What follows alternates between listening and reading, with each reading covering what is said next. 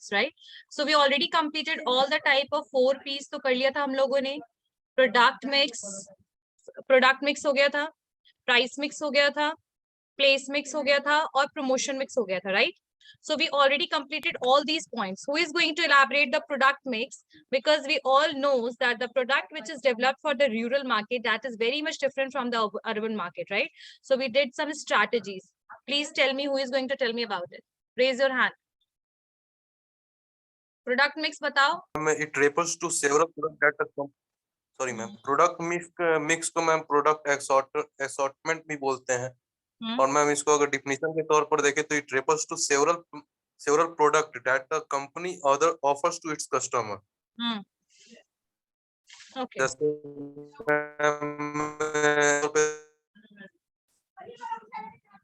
Fairly similar such as toothpaste, ये सब example पे ये सब था.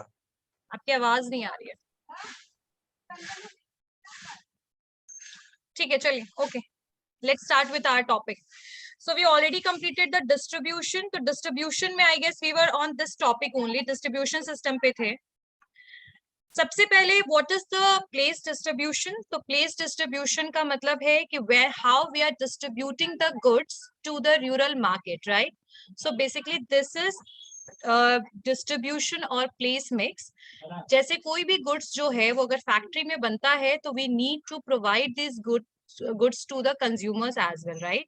So consumers तक goods को कैसे पहुंचाया जाए, this is basically taken, this decision is taken by the marketer and this is known as place mix. ठीक है, इसको हम कहते हैं place mix, the decisions or the strategy which we are adopting to providing the goods and services or deliver it to the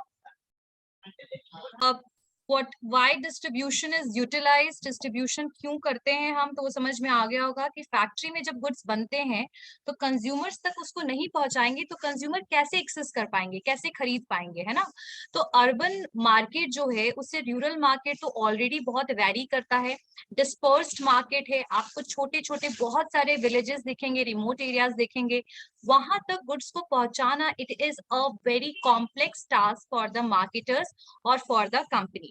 So the strategy which is used in this rural market, वो rural market में जो place distribution के लिए जो strategy use किया जाता है उसके बारे में हम लोग पढ़ेंगे. उससे पहले कुछ obstacles और hindrances जानते हैं कि what are the various obstacles or hindrances for rural distribution, right?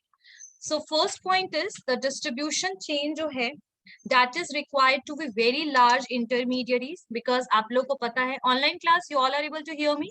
आवाज आ रही है सबको? online class yes आवाज ब्रेक हो रही है, वॉइस ब्रेक हो रही है कभी कभी. हाँ ठीक है, वही मुझे भी लगा कि कुछ दिक्कत है शायद. अब आ रही है आवाज? yes. okay. So the first obstacle जो है आपका, that is the distribution chain requires a large number of intermediaries and increase the cost of distribution.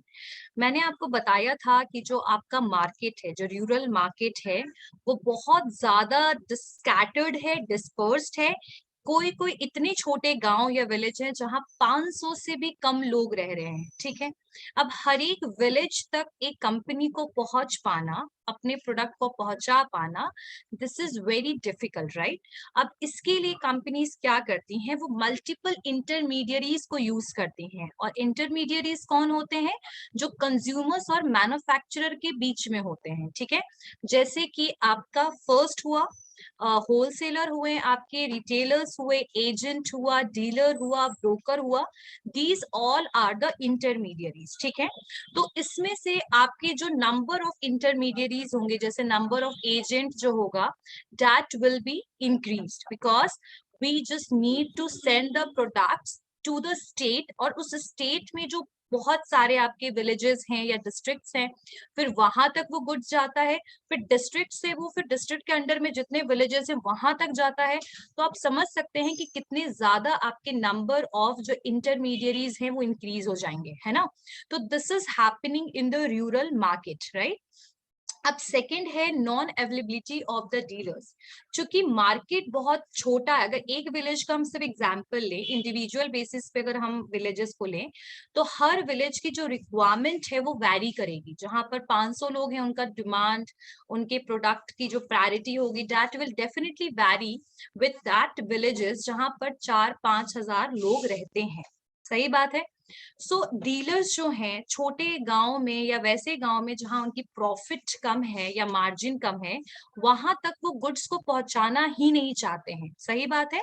So because of this reason there are very less dealers who are available, who is ready to deal with the rural consumers and they are ready to distribute the goods to the rural market. This point is clear? समझ में आया? Yes, ma'am. Third one is the poor viability of retail outlets due to low business volume. तो अगर मैं आपको बताऊं, अगर आप लोग कभी गांव जाते होंगे तो आप लोग नोटिस करते होंगे कि बहुत सारे ऐसे स्टोर्स होंगे, छोटे छोटे स्टोर होंगे, जिसको हम लोग हिंदी में गुमटी भी कहते हैं, है ना। हमारे यहाँ हिंदी में वर्ड यूज करता है गुमटी। छोटे से वेंडर्स होते हैं। ये सब आपको सबसे ज्यादा रूरल मार्केट में दिखेंगे। You will never see an organised retail sector in the rural market. Exceptional cases are there, like the east Choupal Sagar जो था वो पहला रूरल ऑर्गेनाइज मार्केट था जो आईटीसी के द्वारा डेवलप किया गया था। अगर उसको आप साइड कीजिएगा तो you will see that very less organised retail sector और stores are present in the rural market. ठीक है। और जो रिटेल स्टोर हैं भी वो इतने छोटे हैं साइज में, ठीक है, प्रॉपर फंक्शन उनका नहीं है। बहुत सारे रिटेल जो आपके स्टोर है वो क्रेडिट बेसिस पर डिपेंडेंट है, जैसे कि वो ज्यादातर लोगों को उधार पे सामान देते हैं। लिमिटेड गुड्स या लिमिटेड प्रोडक्ट्स है जो कि उनके रूरल एरियाज में डिमांडेड है। तो जो आपकी अरेंजमेंट है या प्रोडक्ट असॉर्टमेंट है रिटेल स्टोर में, वो बहुत ज्यादा इफेक्टिव नहीं है। So this is also one of the reason that the poor infrastructure in the case या फिर related with the retail stores. ठीक है। सो ये एक और हिंड्रेंस हो गया। Next one is inadequate banking facilities, right? So inadequate banking facilities का मतलब क्या हुआ कि जो आपके बहुत सारे जो रूरल कंज्यूमर्स हैं उनका जो ऑक्यूपेशन है that is farming, right? That is agriculture, farming. Agriculture में आपकी फिशरीज, पोल्ट्री, ये सब चीजें आ जाती हैं एग्रीकल्चर में। Farming is related with the field. So the people are very much engaged in the primary sector or in the agriculture sector. So that is one of the reason their affordability rate is very low as comparison to the urban market, है ना। urban markets उनके affordability कम है, seasonal employment है, वहां पर लोगों के पास एक टाइम पे जॉब है, बाकी टाइम पे जॉब नहीं है। तो ऐसे केसेस में अगर उनको छोटे से छोटे कोई भी चीजों की जरूरत पड़ती है या खरीदना पड़ता है तो उसके लिए वो लोन लेना चाहते हैं, और लोन की अवेलेबिलिटी कम होने की वजह से जो कस्टमर्स हैं they are not able to purchase so many items like the luxurious item, electronics goods, shopping goods. ठीक है। तो inadequate banking facility is also one of the hindrances for the marketers, because if they will enter, the people is not able to purchase the product because of the lack of affordability rate.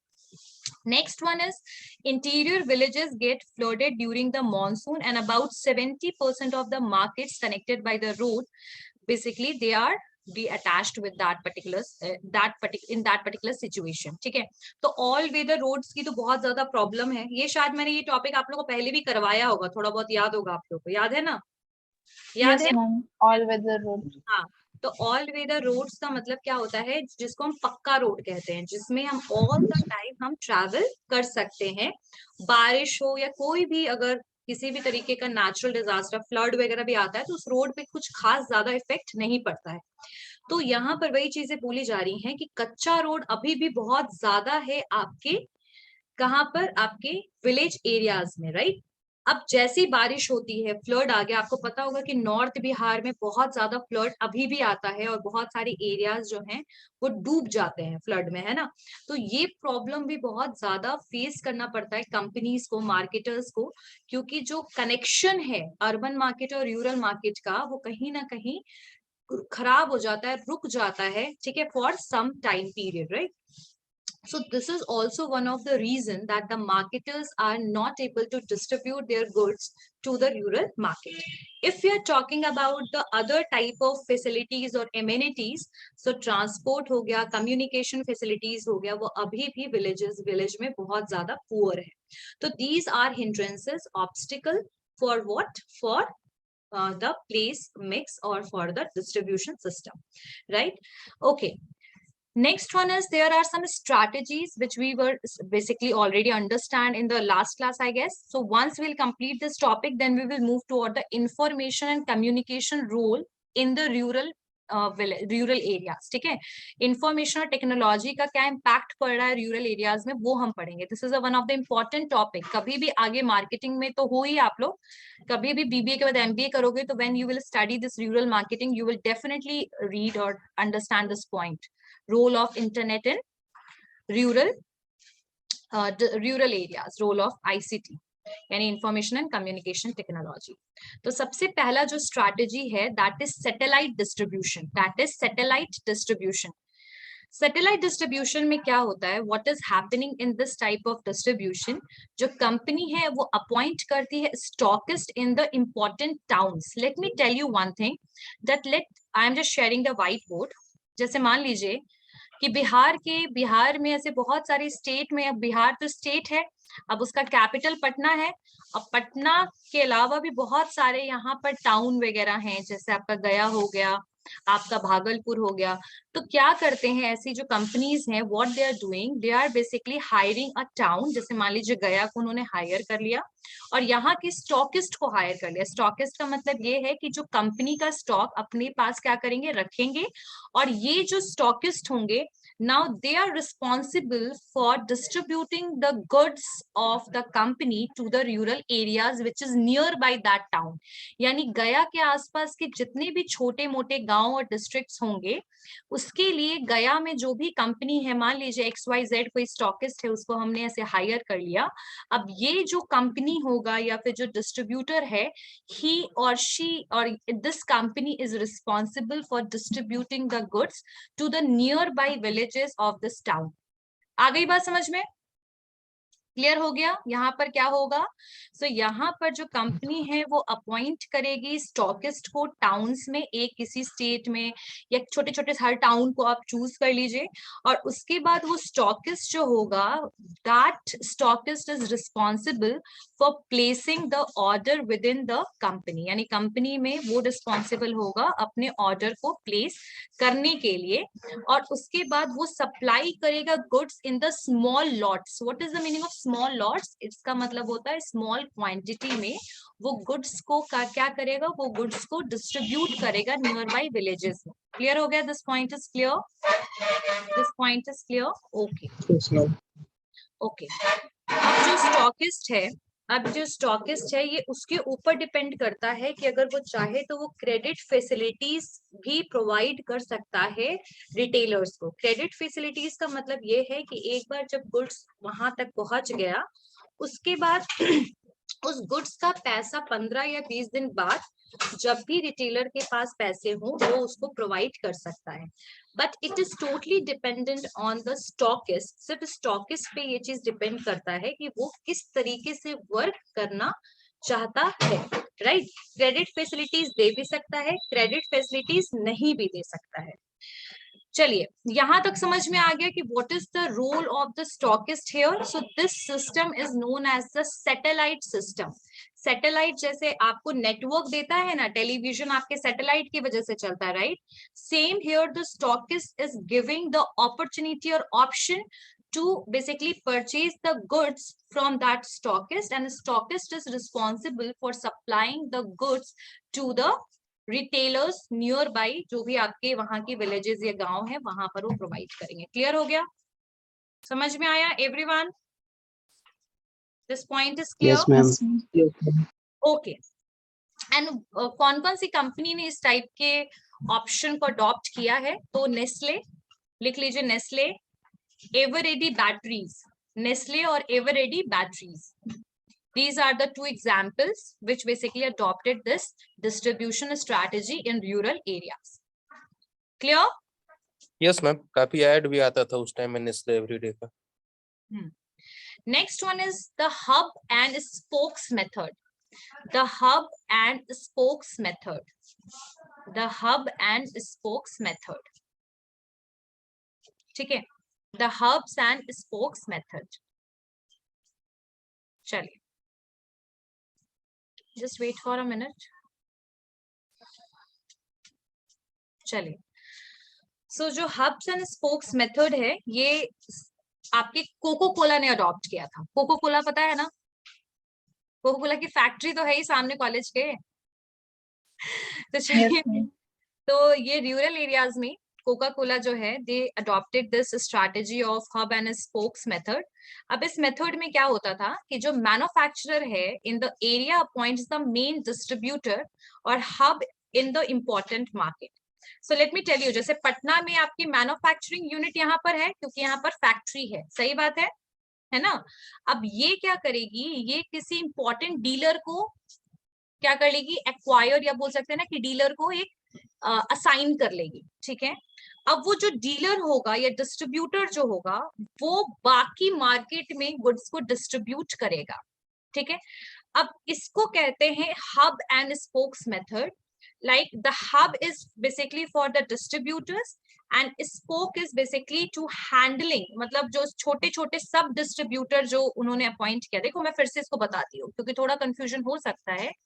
Let me tell you that the manufacturer in any of the area, जैसे मान लीजिए कि पटना में आपके manufacturer हैं. ठीक है, तो पटना में जो मैन्युफैक्चरर है, now they are basically going to hire the distributor. अब ये क्या करेंगे, डिस्ट्रीब्यूटर को हायर करेंगे. क्या करेंगे, डिस्ट्रीब्यूटर को हायर करेंगे. ठीक है, और अब ये जो डिस्ट्रीब्यूटर या डीलर को क्या कर रहे हैं भैया, यहाँ क्लास चल रही है, भैया क्लास चल रही है, आराम से बात कीजिए. ठीक है, सो यहाँ पर डिस्ट्रीब्यूटर को इन्होंने हायर कर लिया है ना. अब जो डिस्ट्रीब्यूटर है वो किसको हायर करेंगे, they will hire the sub distributor. ठीक है, सब डिस्ट्रीब्यूटर को वो हायर करेंगे और वो जो सब डिस्ट्रीब्यूटर होंगे, they can be of the different town and now they are basically supplying the goods to the different areas. Right, so this is known as hub and spokes method. Hub का मतलब है distributor, spokes का मतलब है sub distributor. So here the role of distributor and the sub distributor will be there. Manufacturer यहाँ काम कर रहा है, मैन्युफैक्चरर हायर करेगा डिस्ट्रीब्यूटर को, डिस्ट्रीब्यूटर हायर करेगा सब डिस्ट्रीब्यूटर को, और सब डिस्ट्रीब्यूटर जो हो सकता है वो डिफरेंट स्मॉल डिस्ट्रिक्ट और टाउन के हों और वो फिर उस एरिया में प्रोडक्ट को डिस्ट्रीब्यूट करेंगे. So this method was firstly implemented by the Coca Cola, और कोको कोला के बाद अभी भी बहुत सारी कंपनीज हैं who are basically using the hub and spokes method. So this point is clear to everyone? Yes. ठीक है, Yes, ma'am. तो जैसे पटना में मान लीजिए 2 डिस्ट्रीब्यूटर को इन्होंने हायर कर लिया, वो 2 ही डिस्ट्रीब्यूटर जो है वो बाकी हर जगह के डिस्ट्रीब्यूटर को हायर करेंगे. हर एक जगह के छोटे मोटे टाउन्स में जो भी डिस्ट्रीब्यूटर है, सब डिस्ट्रीब्यूटर को हायर करेंगे और उनको गुड सप्लाई करेंगे और फिर वो आगे सप्लाई करेंगे. Right, so this system will be going on in this case the hub and spokes method. So this point is clear. Hub का मतलब यहाँ पर होगा डिस्ट्रीब्यूटर और आपका स्पोक्स का मतलब होगा सब distributor. Clear? Yes, ma'am. Okay, next point is the syndicate distribution. Syndicate distribution. बोल देते हैं. Okay. Next one is the syndicate distribution. So यहाँ पर जो companies who are selling the non-competitive goods can join together and distribute the product through a common distribution channel. तो यहाँ पर जो system है ना, वो अलग ही system है कि जैसे 2-3 जो कंपनीज हैं जो कि एक दूसरे से रिलेटेड गुड्स को नहीं बेच रही हैं, है ना. जैसे मामा अर्थ मान लीजिए कंपनी है who are basically selling the cosmetics goods और product and the person who is selling the biscuits on the snacks item. So they are basically unrelated companies, दोनों unrelated हुई. तो यहाँ पर वही चीज है कि जो आपकी syndicate distribution है, यहाँ पर जो companies हैं selling the non competitive goods, अगर वो नॉन कॉम्पिटिटिव गुड्स को सेल कर रही हैं, एक दूसरे से बिल्कुल अनरिलेटेड गुड्स को सेल करेंगी, तो वो एक दूसरे के साथ ज्वाइन हो जाएंगी.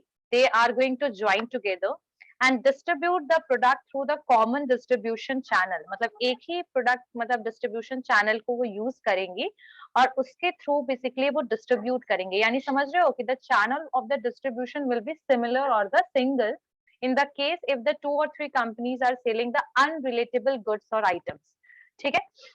अब कौन कौन सी कंपनीज ने इस तरीके के ऑप्शन को अडॉप्ट किया था? सो पीएनजी, प्रॉक्टर एंड गैम्बल जो है उन्होंने यूज किया था दिस डिस्ट्रीब्यूशन चैनल को मैरिको के साथ अपने गुड्स को सेल करने के लिए. यानी पीएनजी और मैरिको जो है वो दोनों कंपनी ने मिल करके इस सिस्टम को अडॉप्ट किया था गुड्स को बेसिकली रूरल कंज्यूमर तक पहुंचाने के लिए, डिस्ट्रीब्यूट करने के लिए. सो this point is clear? This point is clear बेटा एवरीवन? Yes, ma'am. मैम एक बार और बता दीजिए इसमें क्या कैसे बेटा?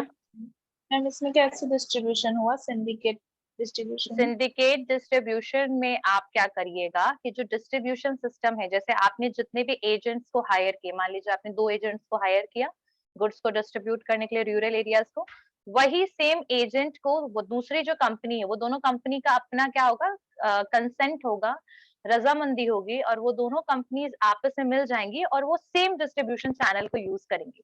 ऑनलाइन में भी तुम लोग को बता दीजिए, जैसे तुम लोग फ्लिपकार्ट से, मिंत्रा से, शॉपक्लू से किसी से भी प्रोडक्ट मंगाओगे तो तुम लोग देखते होगे कि ई कार्ट नाम से ही बहुत सारे गुड्स आते हैं ना, because they are using the Yes, same channel और same courier services, right? So the same thing is going to be hair.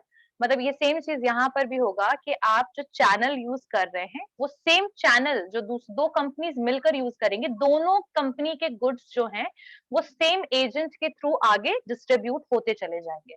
समझ में आया Anisha? Yes, This point is clear? Okay. Next one is Project Shakti. Project Shakti. Project Shakti. So जो Project Shakti है वो मैं बताती हूँ आपको ये क्या है. तो हिंदुस्तान यूनिलेवर जो है उन्होंने इसको शुरू किया प्रोजेक्ट शक्ति को. ये ना कि डिस्ट्रीब्यूशन सिस्टम है बल्कि एक प्रमोशन का भी एक तरीका है. कंपनी के प्रोडक्ट को आप कैसे प्रमोट कर सकते हैं वो भी इसमें एक तरीका है. तो हिंदुस्तान यूनिलेवर जो है वो एक नए डिस्ट्रीब्यूशन मॉडल के साथ आई और उन्होंने डेवलप किया एक income creating capabilities of under privileged rural women.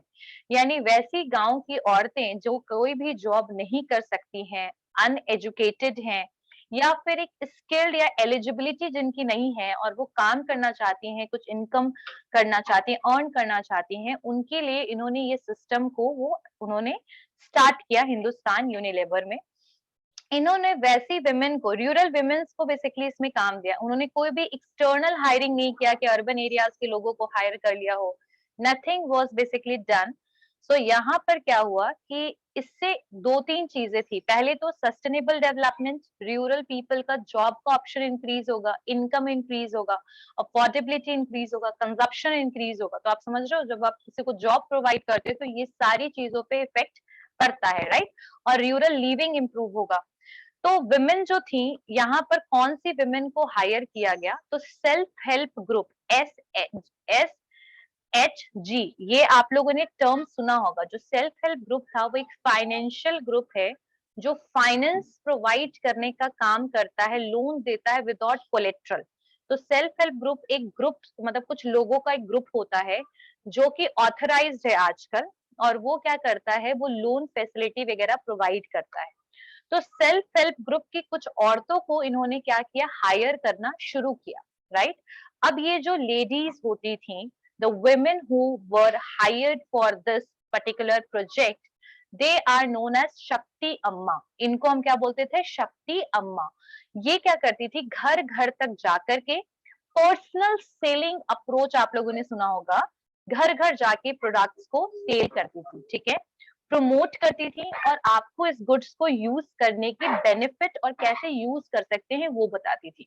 अब शक्ति अम्मा को ट्रेन करने के लिए हिंदुस्तान यूनिलेवर ने कुछ टीम्स बनाई और वो टीम इन विमेन को ट्रेनिंग देता था और ये जाकर के अपने गुड्स को किसको सेल करती थी? घर घर जाके पर्सनल सेलिंग करती थी.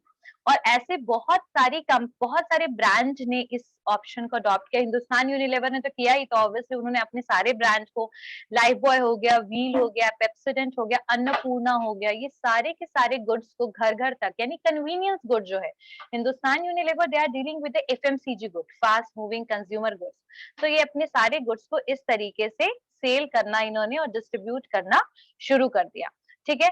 और हर एक विलेज में लगभग 6 से 10 इन्होंने शक्ति अम्मा या शक्ति एंटरप्रेन्योर्स को हायर किया, और इनके पास लगभग 1000 से 2000 ऐसे शक्ति अम्मास जो थी वो काम कर रही थी। So Project Shakti is also worked as a distribution system in the rural areas, and it is basically started with the aim of increasing the brand recognition among the villagers, as well as the distribution के लिए भी अच्छा था, sustainable development के लिए अच्छा था, वैसी विमेन जो एलिजिबल नहीं है किसी भी जॉब के लिए, उनको जॉब मिला, लिविंग स्टैंडर्ड इंप्रूव हुआ, राइट। उनका अगर लिविंग स्टैंडर्ड, इनकम इंक्रीज हुआ तो कंजप्शन इंक्रीज हुआ, डिमांड इंक्रीज हुआ। सो इतने सारे बेनिफिट्स आपके इस प्रोजेक्ट शक्ति के साथ है। It is a retail distribution system, but it is more for the corporate social responsibility. So basically they started this initiative.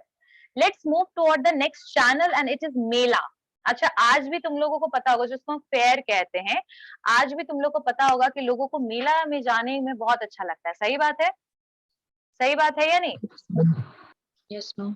Yes ma'am. गांव के जो लोग हैं आज भी उनके लिए मेला एक ओकेजन से कम नहीं है। अभी हम लोग को अगर कभी मेला में जाने का मौका मिलेगा, अर्बन पीपल को, तो दे विल से कि नो, मैं वीडियो गेम घर में खेलना पसंद करूंगा बट मेला में नहीं जाना है। ये ऑप्शन और ये ज्यादा अच्छा लगता है। सही बात है कि नहीं? सही बात है ना? Yes, ma'am. The people want to invest their time basically in their workplace. I'm talking about the urban areas, and they basically want to use that time for some other activities, but they don't want to go to the melas.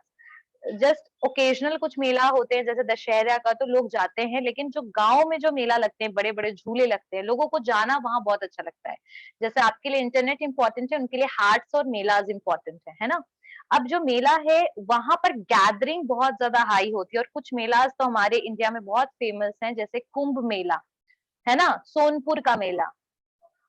सही बात है। सोनपुर के मेले में क्या मिलता है? क्या सोनपुर मेला में क्या होता है बताओ? मतलब तुम लोग परचेज कर सकते हो सोनपुर मेला में, ठीक है। पेट्स वगैरह जैसे होते हैं, आप पपीज वगैरह ले सकते हो वहां पर से, है ना। रैबिट, मतलब वो बेसिकली एनिमल फेयर होता है, आप वहां पर खरीद सकते हो। कुंभ मेला जो होता है पता होगा, 12 साल में इलाहाबाद बनारस में जो प्रयागराज है वहां पर लगता है आपका। ये सब चीजों की नॉलेज नहीं है तुम लोगों को। तो मेलाज जो हैं वहां पर आपके बहुत सारे लोग गैदर होते एक ही जगह पे, तो एक साथ उतने सारे कंज्यूमर को इन्फ्लुएंस करने के लिए आप लोग मेला में क्या कर सकते हैं, छोटे मोटे आपने अपने स्टॉल लगा लिए, है ना, अपनी कंपनी ने अपने स्टॉल लगा लिए, और उस स्टॉल के थ्रू कंपनी क्या कर सकती है, अपनी गुड्स को डेमोन्स्ट्रेट कर सकती है। अच्छा, डेमोन्स्ट्रेट का मतलब होता है कि how you can use this product and why you need to use this product, ये बहुत अच्छे से वो क्लैरिफाई कर सकती है, राइट। सो कंपनी जो है, they can put their stall, decorate the same with the posters, banners, and उसके थ्रू अपने एक सेल्स पर्सन को रख सकती है, जो ट्रेन्ड सेल्स पर्सन को, जो कि उनको उस गुड्स के बारे में अच्छे से इलैबोरेट करे, समझाए इन कॉम्प्रिहेंसिव वे, ठीक है। तो ये इसके थ्रू हम क्या कर सकते हैं, गुड्स को डिस्ट्रीब्यूट कर सकते हैं, गुड्स के बारे में अवेयर करा सकते हैं कंज्यूमर को, ताकि प्रोडक्ट उनका सेल हो जाए, राइट। और मेलाज वगैरह में क्या होता है ना, you will get quick result, right. जैसे कि अगर कोई गुड्स के बारे में हम देखते हैं, अब हमें नीड होगी तभी खरीदेंगे, लेकिन मेला में गए, प्रोडक्ट अच्छा लगा, एट द टाइम खरीद लिया, ठीक है। तो result is very quick in melas and haat. अच्छा, what is the difference between haat and melas? Let me tell you कि मेला जो होता है that is basically organised in a monthly, occasionally, और कुछ रीजन वाइज मेला को ऑर्गेनाइज किया जाता है, ठीक है। लेकिन जो हाट होता है ना, that is basically for selling the convenience goods, जैसे वेजिटेबल्स हो गया आपका, फिर फ्रूट्स हो गया आपका, कन्वीनियंस गुड्स को सेल करने के लिए जो हाट लगते हैं, और उसको हम ऐसे भी कहते हैं बुध बाजार, गुरुवार बाजार, ठीक है, शुक्र बाजार। तो ये एक बाजार लगता है जहां पर नॉर्मल मार्केट रेट से लो कॉस्ट में गुड्स को प्रोवाइड किए जाते हैं, ठीक है। So the company can use the hearts and MELAS for the distribution purpose, ठीक है।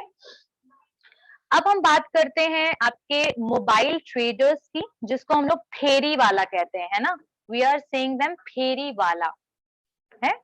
तो फेरी वाला जो है, they are able to service their interior market which is conventional distribution channel.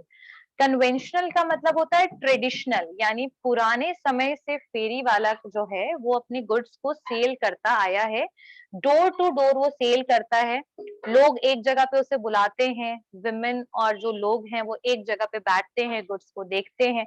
So cloth, jewellery, जो आपकी नकली और आर्टिफिशियल ज्वेलरी वगैरह जो है, ये सब को वो सेल करते हैं इसी के थ्रू। मोबाइल ट्रेडर्स इनको कहते हैं और इसको हिंदी में बोलते हैं फेरी वाला। ये ज्यादातर कौन कौन से गुड्स बेचते हैं? कई बार ये आपके गुड्स जो हैं, मतलब जो आपके प्रोडक्ट जो भी चीजें हैं, वो साइकिल में भी लेकर के आते हैं, ठीक है। जैसे कौन कौन सा आइटम्स ये सेल करते हैं? जैसे आपके आर्टिफिशियल ज्वेलरी हो गया, परफ्यूम हो गया, फिर आपके बैंगल्स हो गया, टूथ पाउडर हो गया, टूथपेस्ट हो गया। तो ये सारे के सारे items they are selling through this mobile trader. Clear हो गया? This point is clear to everyone? Online class Yes, ma'am. Yes, ma'am. समझ में clear आया? है. सारे बच्चे कैमरा ऑन करके बैठो, कितनी बार डांट खाओगे?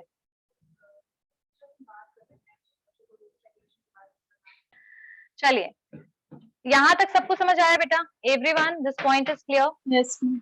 Yes, ma'am. चलिए, और भी कुछ है, जैसे डिस्ट्रीब्यूशन होता है, physical distribution through the stock by the delivery van के थ्रू होता है आपका। बुल्लक कार्ट और कैमल, ये सब जो है मीडियम यूज करते हैं हम डिस्ट्रीब्यूशन के लिए। जैसे आपका मोबाइल वैन हो गया, बुल्लक कार्ट हो गया, कैमल हो गया। तो these are the system which is basically these are the medium used for the distribution, ठीक है। चलिए, तो ये तो हो गया आपका distribution system. Let's move toward the ICT, information and communication technology का आपके रूरल मार्केट पे इसका क्या इफेक्ट है, ठीक है। सो रूरल एरियाज में आज भी if we are talking about the quality education infrastructure, आज भी इसकी कमी है और बहुत ज्यादा कमी है ना। Rural areas are facing lot of the challenges like the sustainable employment in agriculture, allied sector, quality education हो गया, मार्केटिंग इंफ्रास्ट्रक्चर हो गया, ओवर एक्सप्लॉइटेशन होता है नेचुरल रिसोर्सेज का, इनएडिक्वेट इलेक्ट्रिसिटी है, ट्रांसपोर्ट है, कम्युनिकेशन है, हेल्थ फैसिलिटीज अच्छी नहीं है, फूड एंड स्टोरेज फैसिलिटीज में प्रॉब्लम है। So there are so many problems there in the rural market, ठीक है। लेकिन आईसीटी जो है, इंफॉर्मेशन एंड कम्युनिकेशन टेक्नोलॉजी, अब इसके ऊपर बहुत ज्यादा काम हो रहा है आपके रूरल एरियाज में, और इसने बहुत ज्यादा बेनिफिट दिया है आईसीटी ने, किसको? रूरल पीपल को, राइट। तो इसमें क्या क्या चीजें हुई हैं आपके आईसीटी में, इसके बारे में देखेंगे। उससे पहले मैं आप लोग को थोड़ा बताती हूँ ई चौपाल। सो जो ई चौपाल है, इलेक्ट्रॉनिक चौपाल जो है, it is also one of the part of this information and communication technology. आपका ई चौपाल के ऊपर मैं पूरा टॉपिक कराऊंगी, डोंट वरी, ठीक है। ई चौपाल के ऊपर पूरा टॉपिक होगा। और ई चौपाल जो है, ये आपका एक तरीके का आईटीसी के द्वारा स्टार्ट किया गया कियोस्क टाइप ऑफ टेक्नोलॉजी है, जहां पर आप वेदर फोरकास्ट देख सकते हो, वेदर से रिलेटेड इंफॉर्मेशन एक्वायर कर सकते हो, ऑनलाइन आप शॉपिंग कर सकते हो, ठीक है। So these are the techniques which is basically used, the e-commerce is used because of the internet. Now there is the internet and the communication facilities started in the rural areas, ठीक है। अब ICT की वजह से क्या क्या चीजें हुई हैं आपका, जैसे आपका टाइमली डिस्बर्समेंट हो रहा है वेजेस का, जो खास करके उन लोगों का जो कि आपके स्कीम के तहत काम करें, जैसे मनरेगा हो गया, पीएमआरवाई हो गया, बहुत सारे ऐसे स्कीम्स जो गवर्नमेंट के चलते होते हैं, उसमें जो लोग काम करते हैं उनको प्रॉपर सब्सिडीज और वेजेस प्रोवाइड किया जा रहा है, सब्सिडीज, अवेयरनेस बढ़ रहा है, लोगों को नॉलेज हो रहा है वेदर के बारे में, लोगों को नॉलेज हो रहा है about the urban areas development migration, new facilities और एम्प्लॉयमेंट के बारे में, इन सब चीजों के बारे में रूरल एरियाज में अब बोल सकते हैं जागरूकता, अवेयरनेस इंक्रीज हो रही है। ठीक है, सो इंफॉर्मेशन एंड कम्युनिकेशन जो टेक्नोलॉजी है, it is basically concern with both thing, hardware and software, दोनों के साथ ये कंसर्न है। और इसकी वजह से आपके और इन दोनों के लिए सबसे ज्यादा इंपॉर्टेंट क्या है, तो बेसिकली दैट इज इंटरनेट। तो इंटरनेट भी, एक्सेसिबिलिटी इंटरनेट की भी अब इंक्रीज हो गई है आपके रूरल एरियाज में। तो अब आईसीटी जो है उसका क्या क्या यहाँ पर कौन कौन सा रोल है। So first one is the ICT for the climate change and natural resources management. So ICT की वजह से क्लाइमेटोलॉजी हो गया, एग्रोनॉमिक्स हो गया, लेटेस्ट इंफॉर्मेशन वेदर से रिलेटेड, क्लाइमेट से रिलेटेड, कब फ्लड आने वाला है, नेचुरल कैलेमिटी से रिलेटेड, ये सारी के सारी इंफॉर्मेशन जो है, ये इंफॉर्मेशन एंड कम्युनिकेशन टेक्नोलॉजी की वजह से रूरल पीपल तक पहुंच पा रहे हैं। ठीक है, उसके अलावा रूरल हेल्थ केयर सर्विसेज में भी इसका बेनिफिट है। आपके रूरल हेल्थ केयर जो हेल्थ केयर सर्विसेज हैं, जैसे कि आपका डॉक्टर डेटाबेस बनाना, visualisation of the medical reports, geographical diseases, ये सब चीज का भी पता लगाना, it is very easy because of the ICT। I will elaborate about the ICT in the next class as well. Next class में ICT से ही शुरू करेंगे। उसके बाद एग्रीकल्चरल सीजन क्या क्या है, जैसे खारिफ, रबी, ज़ैद, ये जितने सीजन्स हैं इनके बारे में हम लोग पढ़ेंगे। और कब कब कौन कौन से फार्मर्स जो हैं, जैसे ज़ैद वाले जो लोग हैं, वो कब अनएम्प्लॉयड हैं। फिर टाइप्स ऑफ अनएम्प्लॉयमेंट भी हम लोग पढ़ेंगे रूरल एरियाज में।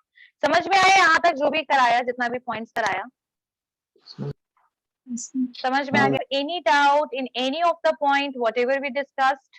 किसी को कुछ पूछना है जो समझ नहीं आया? No ma'am. No, okay, ma'am. So in the next class we will start with the ICT, और फिर हम लोग उसको टॉपिक को कंप्लीट करके फिर एग्रीकल्चर की तरफ मूव करेंगे। ठीक है, see you all in the next class.